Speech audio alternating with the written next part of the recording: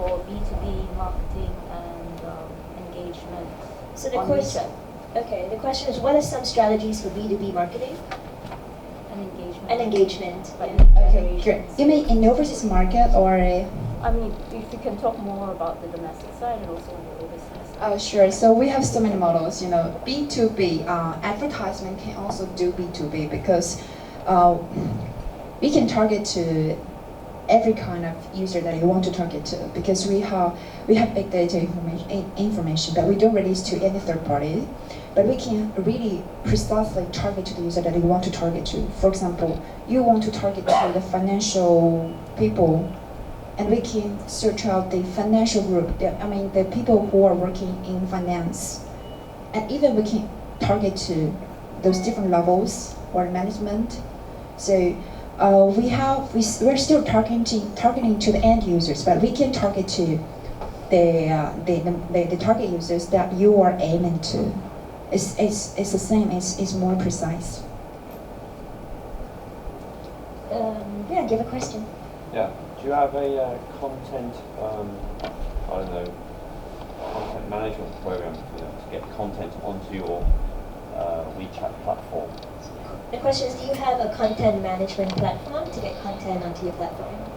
Okay, sure. It's the same that we're building up the platform that merchants can use our platform to distribute the multimedia messages or have a lot of functions inside the official account.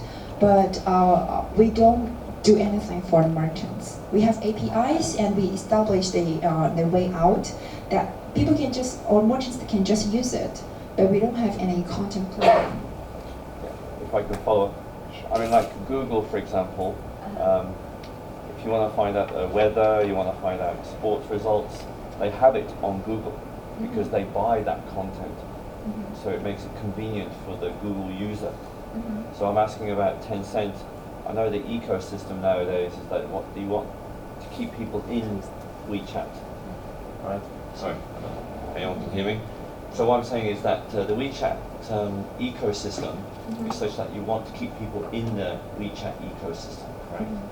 And so I believe WeChat is wanting to buy more content to keep people engaged inside WeChat itself. So I'm asking, are you buying content to keep people in WeChat? No, it's very different. It's a totally different business model. We are, our merchants are very important, or our partners are important, because this is really good marketing way or channel for them to reach to their audience. And they have to create their own ways. Like, there are a lot of, merchants who are using official accounts very well. And more than 80% of the users are following the official accounts in China. And around 80% among the merchants are brands and self-media. Anyone can register in OA and you can operate on your own and be famous. Like, Luoji Sui was very famous. And it's self-media. There are a lot of self-media with a lot of content. So together with these kind of brands, that users are very, it's very useful for users themselves, like China Southern Airlines, or Ctrip, or China Unicom, China Mobile, or some credit cards, China merchant banks. So and even for the utilities, we can do everything there, and we can search the OA and follow them, and receive a lot of information from them. And we can bind our accounts inside OA, and we can receive a lot of messages inside WeChat. So when I'm here, for example, when I use my bank cards, I can receive a WeChat message from my bank, but I'm not using China domestic SIM card. I'm using local SIM card. But with WeChat, I can receive any information wherever I am. It's very convenient. Besides, we have this is official account. We also have payment and payment scenarios. Users can take taxi while WeChat. Users can buy movie tickets in WeChat. Users can top up in WeChat, and users can book the flights and book the hotels. So we have all kind, and also for the charity and utilities, everything. So everything that you can use frequently in your life, you can find it on WeChat. So we have all kinds of content served from the partner themselves, but it's very different from Tencent in China, because we own everything, especially for the payment scenarios. We call it a wallet. Every entrance or every scenarios, the product is owned by Tencent. If it's not owned by Tencent, like taxi, we just invest. Like tour, we invest. Like movie tickets, invest. So they are also one part of Tencent. But in overseas, we need the partners from local. It's very important for us to find some good partners in the industry, and it's very potential when they enter this market, and we can cooperate each other, no matter it's for the investment or for the business cooperation, like revenue sharing or other model. Sure, go ahead and ask. Could you give us an idea of the foreign active user breakdown for WeChat? I think most of your users are mainland Chinese, but I've also noticed that you have a lot of, for example, Middle Eastern users, and I have no idea why you have so many Middle Eastern users on WeChat. But whatever you can talk about in terms of the active users who are foreign. I'll just repeat it for those at the back. The question was to ask what is the breakdown of the foreign users for WeChat, because he's noticed some trends in the Middle East popping up and around the world. So can you give a sense of who's using WeChat? Okay, well, the breakdowns actually, since I can't release the exact numbers, of course, because we are stock exchange listed company, and we don't release any country-based user or any exact figures. The 762 million monthly active user is the public data that we can release. But for the others, we do have a lot of users, but the activeness is much higher in APAC region. Instead of Middle East is active, but we don't do anything there. It's kind of magic. But in Europe and Latin America, the activeness, comparatively speaking, is lower. So we can define the users from which country, which nation, according to the language of themselves.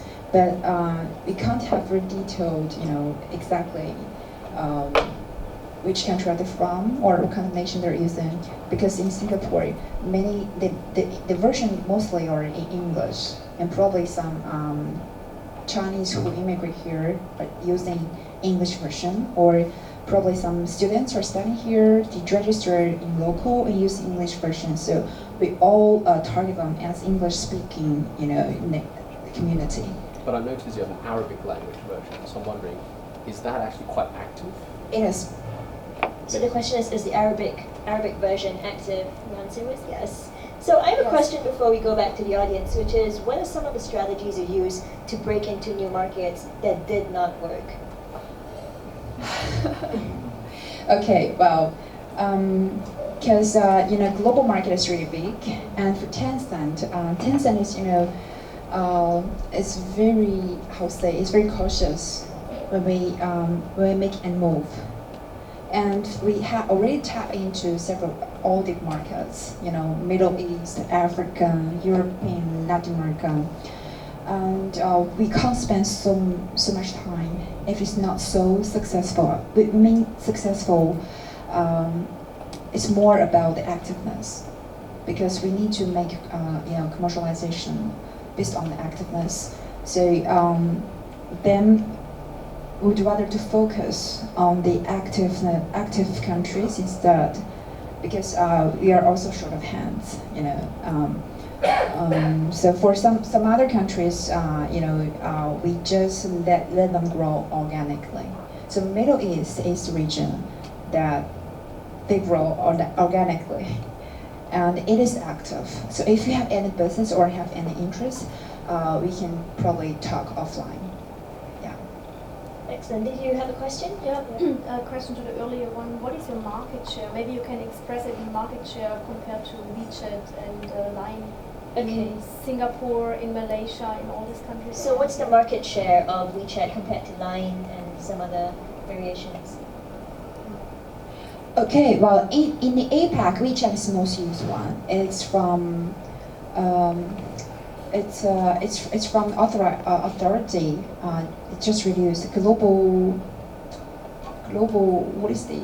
I forgot the name. Well, probably I can share with you later. But WeChat in the APAC is the most used app.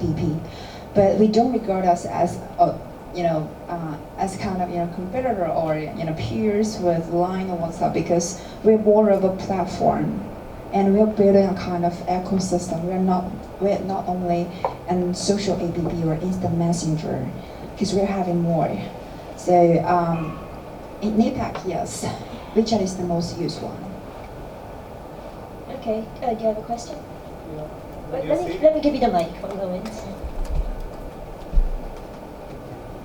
When you're saying that you're going to work with the merchants on the B2B space, is it going to be only a price discovery kind of a structure, or is it going to be you can do business through your platform? For example, you are having a company, you want to do business on a platform, and actually I can only be your consultant to serve you. How can you make sales on this platform? But we don't charge you anything. Only if you want to make advertisement, this is the only fee that we charge.